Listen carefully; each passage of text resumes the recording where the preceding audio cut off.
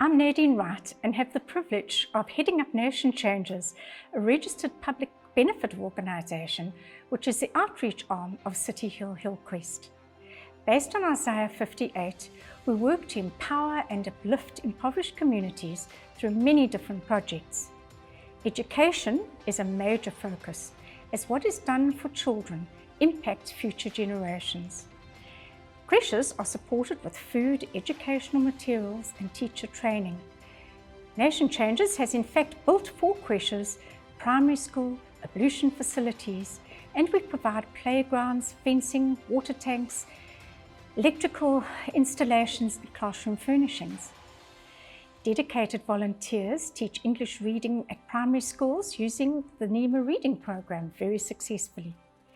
Adult literacy classes are changing the lives of people who have not had the privilege of attending school at all, and funding is raised for those who need a tertiary education.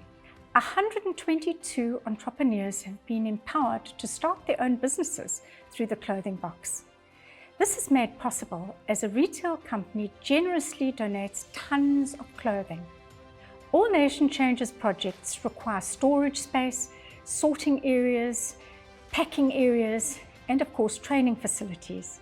This need has been dramatically emphasised through the time of the pandemic, and we are extremely grateful that the new Above and Beyond Centre is being built to allow for an even greater impact on our nation. Laurie is a renowned local artist with a huge heart for the needy. She's seen a way of raising funds for the completion of our Above and Beyond Centre by auctioning her magnificent portraits of Nation Changes clothing box beneficiaries.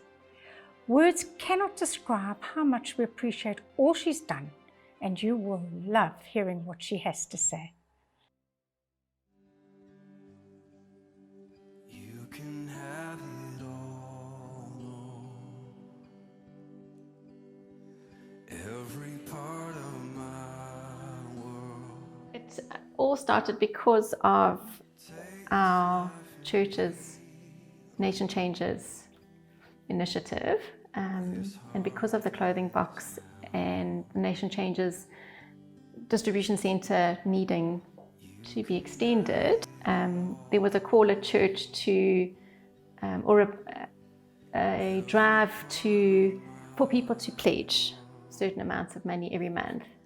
But obviously being an artist and not having a fixed regular income, I decided to use what was in my hands, which is paints and paintbrushes. So I thought, well, the best idea would be to actually take portraits, take photographs of the people whose lives have been positively impacted by Nation Changes. So I went along to the clothing box to photograph some of the shoppers that regularly go to purchase their clothes. Well, they purchase their clothes. And I was so moved by their stories. Then lockdown happened. So I didn't have any canvases because no shops were open except the grocery stores. So I just ended up using what I had in my studio, which were these pieces of paper, which I obviously needed to then strengthen because I wanted something substantial to paint with, and I didn't have canvases. So I ended up using this amazing substance called gesso to create this interesting textured background, and just grabbed some odd stencils that I had lying around in the studio to build up some sort of interesting background, just so that it wasn't just scraped or brushed across.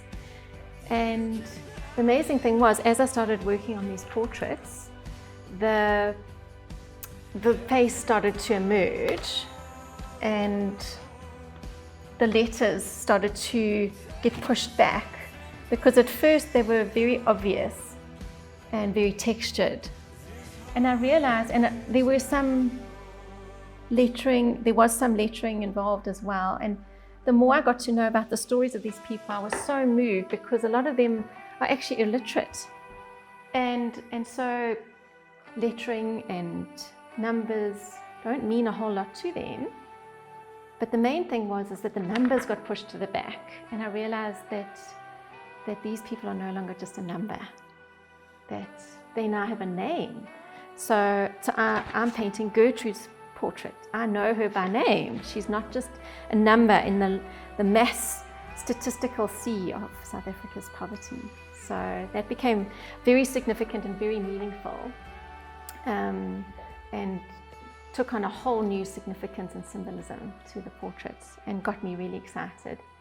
This lady in particular, Gertrude, she has the most amazing story, because she now, as far as I know, has set up her own little secondary shop, and others are now shopping from her and setting up their own businesses. So it's been just the most incredible ripple effect of somebody touching one person's life and that person touching another.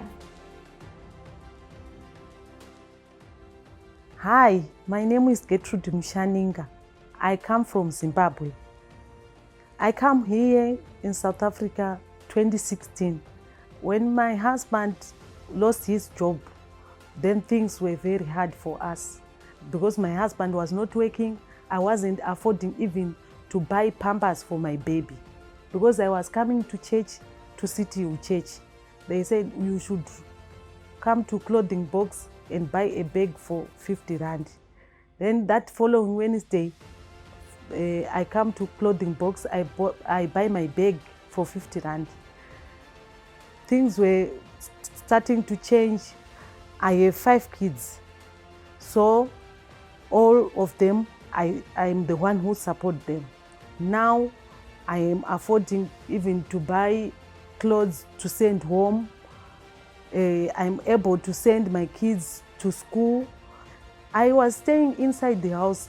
I wasn't able to go out and talk to other people because I was looking down myself that I can't do anything. But when I started having my own money, now I'm able to talk to other people. Now I'm able to inspire other people. I built my own shelter for selling clothes. Now those people, the other people follow me when I started at that place where we are staying. The other people build also their businesses. I want to just thank Nation Changers for making me a person who I am today.